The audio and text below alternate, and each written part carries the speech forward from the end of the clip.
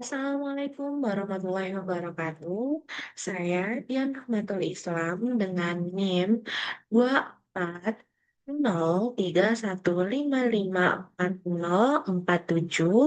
kelas 2024A akan mempresentasikan tugas saya mengenai analisis data penyakit jantung menggunakan visualisasi multivariat dan PCA.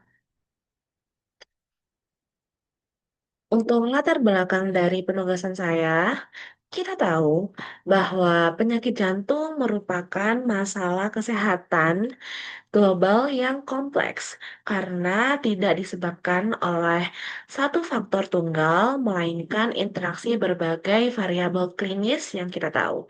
Pendekatan analisis univariat atau kita bisa sebut bivariat seringkali tidak cukup untuk menangkap kompleksitas tersebut, dikarenakan perlunya adanya pendekatan multivariat yang dapat mampu melihat hubungan simultan antar variabel. Dalam konteks beda, kita hanya digunakan untuk memahami distribusi data, tetapi juga untuk mengidentifikasi pola tersembunyi dengan potensi korelasi serta indikasi awal dalam pemisahan kelas.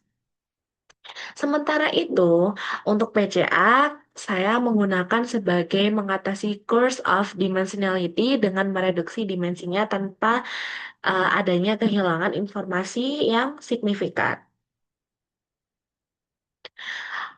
Lalu untuk sumber datanya ini, dataset yang saya gunakan berasal dari data UC Machine Learning Repository yang terdiri dari 303 observasi dengan sekitar 13 sampai 14 fitur utamanya.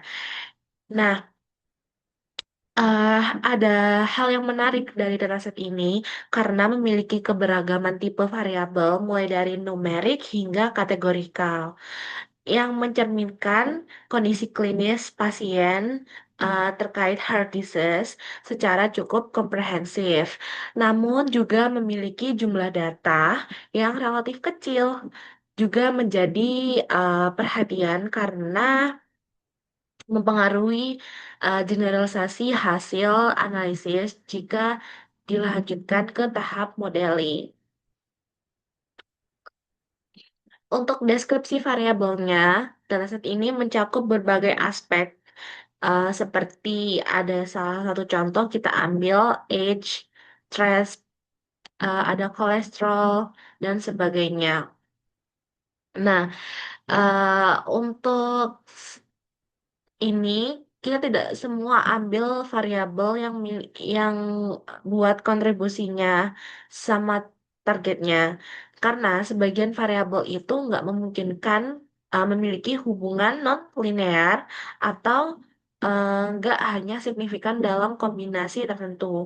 Jadi uh, i- untuk analisis doang itu nggak cukup dilakukan karena perlu pendekatan multivariat. Kemudian, untuk alur analisis diagramnya, kita mulai dari pengambilan data terlebih dahulu, lalu kita melakukan uh, load datanya menggunakan pemrograman bahasa Python, juga kita mengecek adanya missing value atau tidak. Nah, biasanya ini cukup krusial karena terdapat beberapa kesalahan kecil yang tidak terlalu dilihatkan gitu. Nah, jadi ini juga perlu ditangani biar menghasilkan interpretasi yang nggak bias. Kemudian untuk implementasi Python-nya, di sini kita mulai dari baca datasetnya terlebih dahulu. Setelah itu kita menggunakan bantuan library, yaitu ada Pandas, Matplotlib, lalu Seaborn, dan NumPy. Setelah itu kita bisa menggunakan membuat data frame-nya pada variabel X dan Y menjadi satu. Nah, untuk total raw datanya itu sebelum di cleaning terdapat 303. dan untuk fiturnya itu 14. Kemudian kita cek missing value-nya dulu sebelum di cleaning.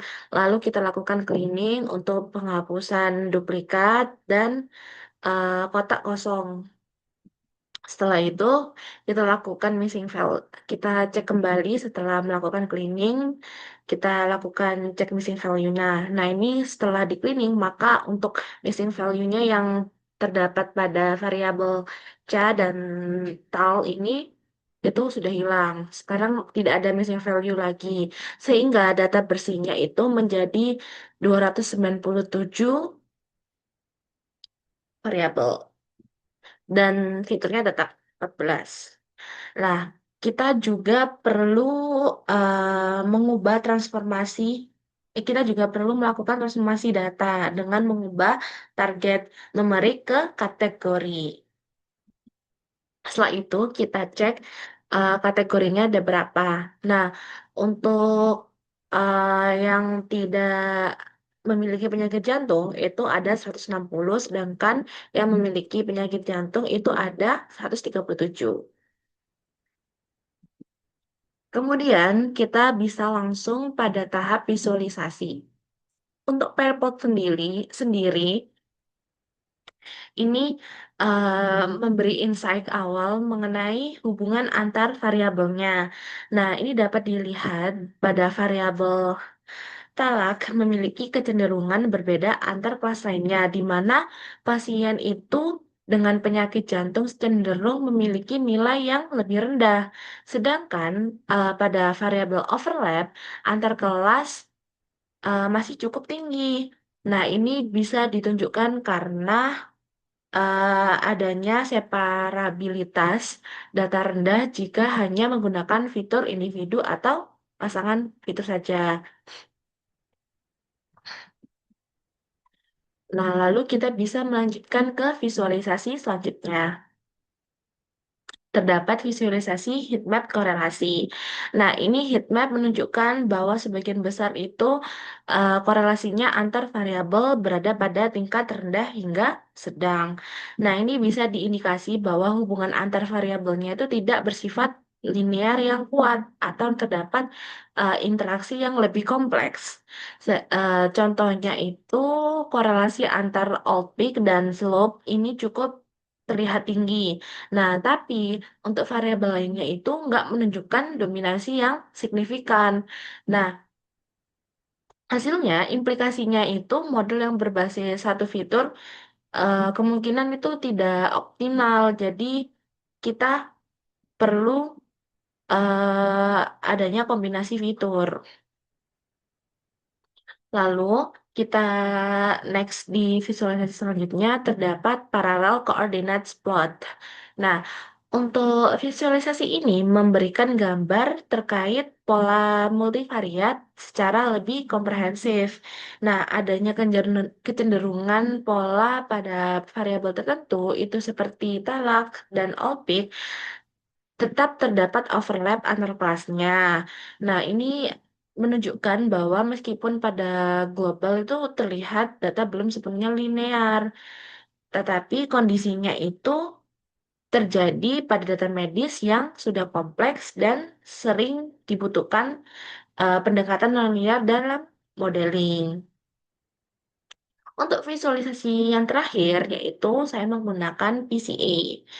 Nah, untuk PCA sendiri ini kita bisa memproyeksikan data ke ruang berdimensi yang lebih rendah. Mengapa? Karena hasil visualisasi ini menunjukkan adanya kecenderungan pemisah antara kelas meskipun belum sepenuhnya terpisah.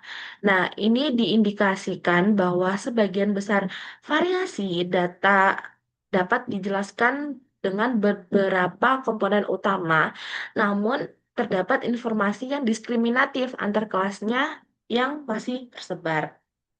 Dengan hal itu, maka PCA ini bisa membantu eksplorasi data, tetapi masih belum cukup untuk klasifikasi tanpa model tambahan. Jadi diperlukan model klasifikasi lanjutan agar visualisasinya itu lebih terlihat akurat dan jelas. Nah, dari sini bisa kita simpulkan bahwa eh, pertama, tidak terdapat satu variabel yang secara dominan yang menentukan penyakit jantung. Nah, yang kedua, adanya pola antar kelas cenderung overlap yang menunjukkan kompleksitasnya itu sangat tinggi pada data. Yang ketiga, variabel seperti talak dan opik memiliki kontribusi yang cukup signifikan, namun tetap harus dipertimbangkan dengan beberapa variabel lain gitu. Jadi, pendekatan multivariat ini sebagai kunci utama dalam memahami data, sehingga analisis ini dapat menjadi sebagai dasar untuk eh, jika melakukan tahap modeling selanjutnya. Baik, saya akhiri. Wassalamualaikum warahmatullahi wabarakatuh. Mohon maaf jika saya ada salah kata. Saya tutup. Terima kasih.